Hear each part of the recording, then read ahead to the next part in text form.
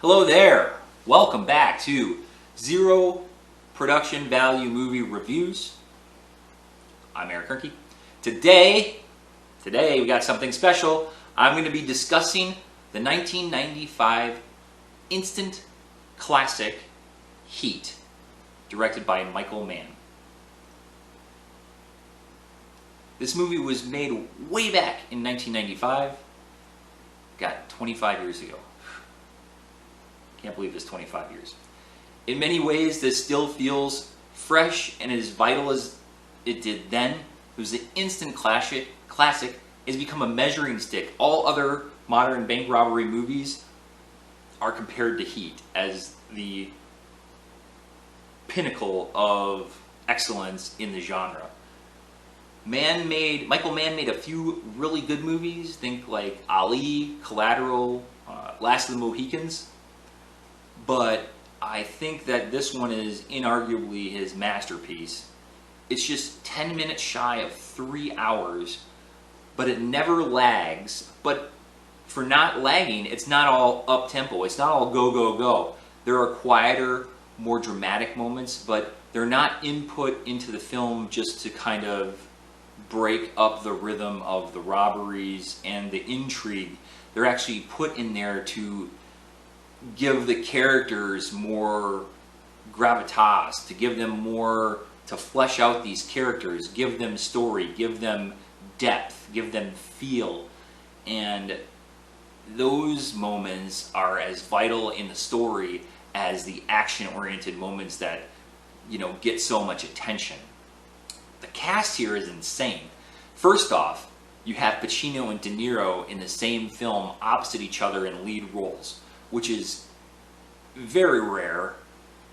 There's very few films that they're in the same movie, and even less that scenes that they share and have screen time. I mean, they were both in Godfather Part 2, but they didn't actually have any scenes together, obviously being separated by time in that movie. And here you only get a limited number of scenes where they actually interact together, which makes it even that much more exciting and intense. So you got those two, but even in the subsidiary roles, the role players, you got actors such as Jon Voight, Ashley Judd, Ted Levine, Danny Trejo, Dennis Haysbert, Natalie Portman, Hoernke, just to name a few.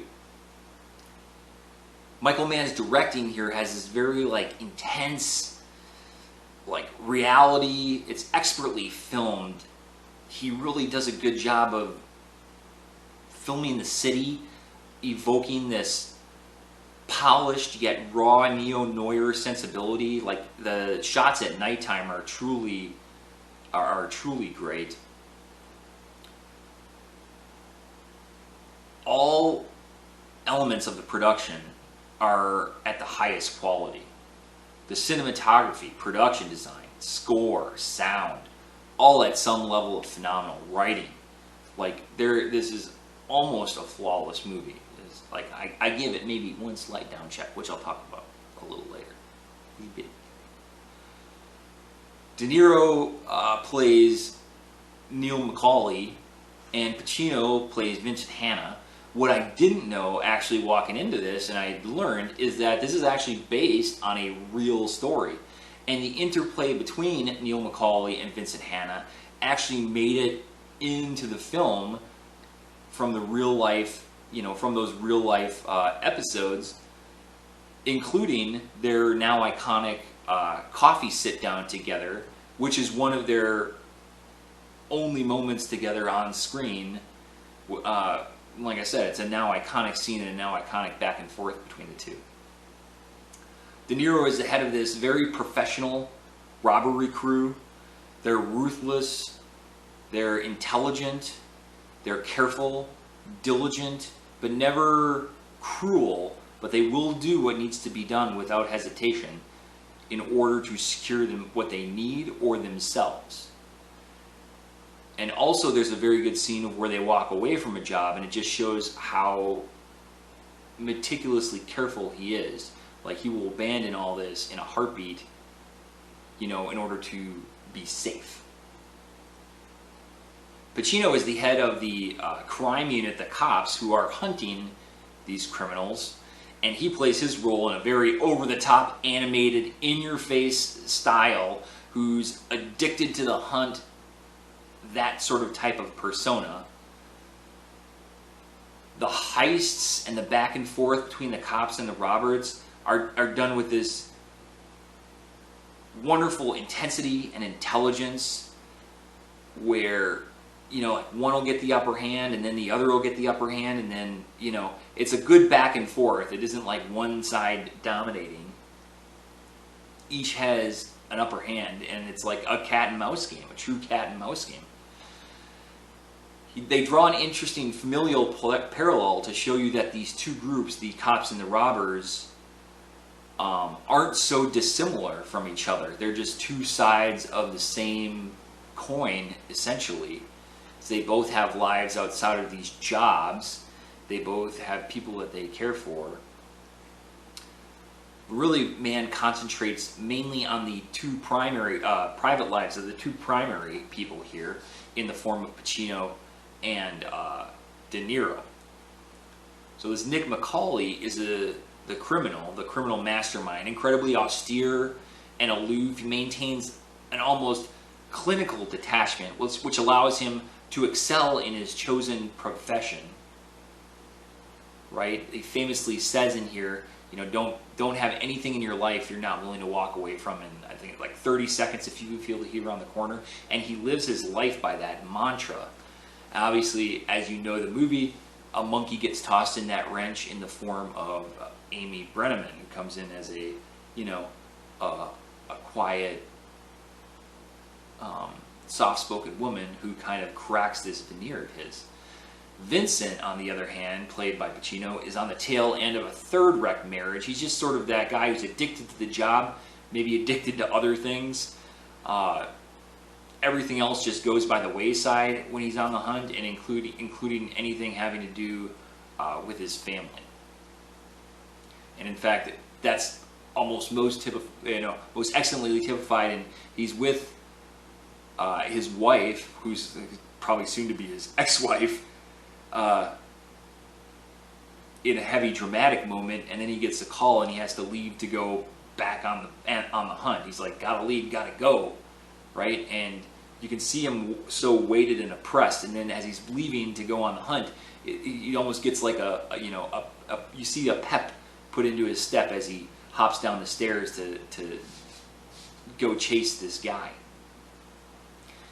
I think it allowed these two to form this kind of unique, like, symbiosis, and allows you to sort of empathize with both of them.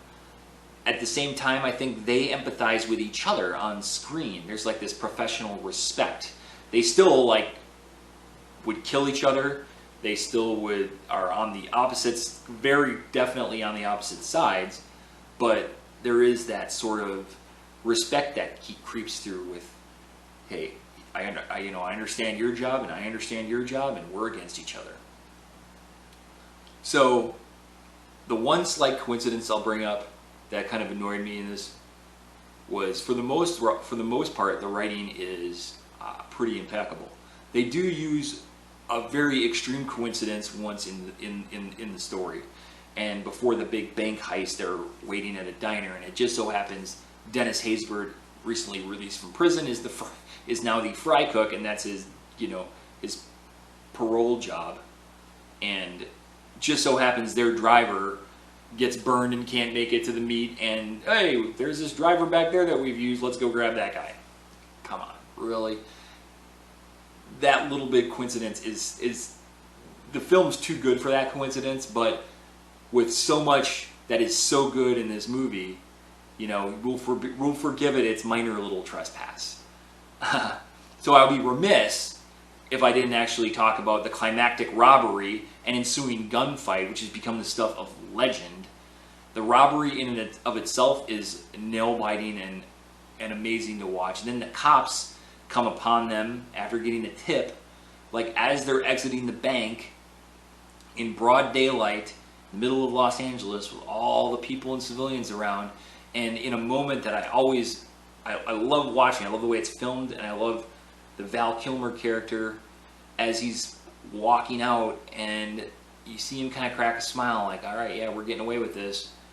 And then he catches sight of a cop, and then there's no questions. It's like this has been always there at the back. If we get into this situation, this what has to happen. And without reservation, without compunction, he drops what he's carrying, raises his gun as fast as possible, and just opens fire. All hell breaks loose. And then all of a sudden, everybody's shooting. The cops are shooting at the robbers are shooting at the cops, cars are trying to get away, some people are running away, civilians are falling, cops are falling, the criminals are falling. I mean, it is chaotic. And the sound, I always remember the sound, the staccato of the automatic fire as it echoes through the buildings. You know, it just sounds like it sounds so intensely real.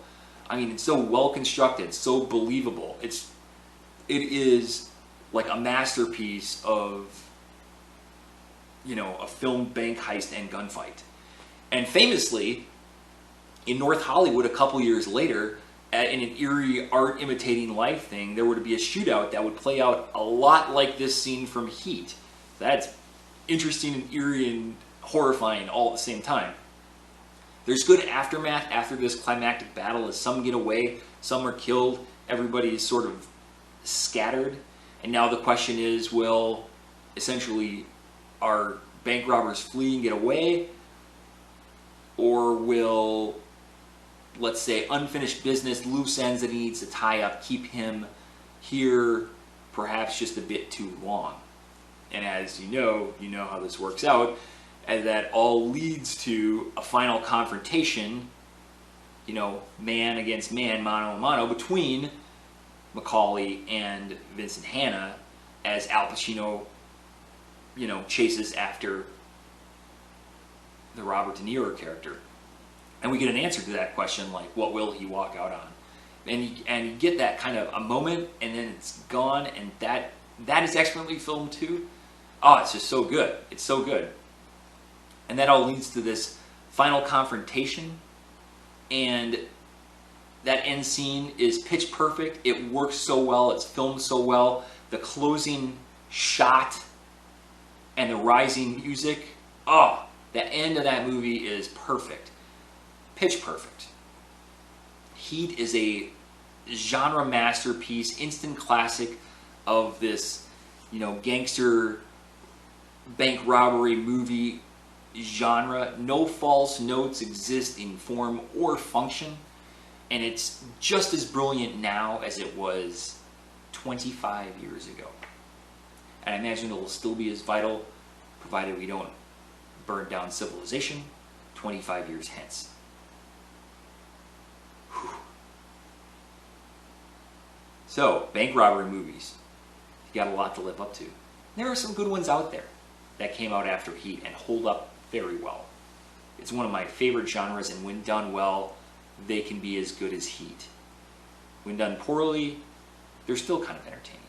But Heat is the pinnacle and a masterpiece of, I know it's 95, but kind of the new century, really. For all that, of course, what the heck do you think I'm going to give Heat, directed by Michael Mann in 1995? Heat gets a friggin' A. A! I love you. I appreciate you. Thanks for watching my movie review. I enjoyed making it. As always, I'm Eric Hoernke. That rhymes with turnkey. You should like this video. Please subscribe and leave some comments if you prefer. And as always, this has been a production of Zero Value. Thanks for watching. Heat! Heat! Amazing! Oh!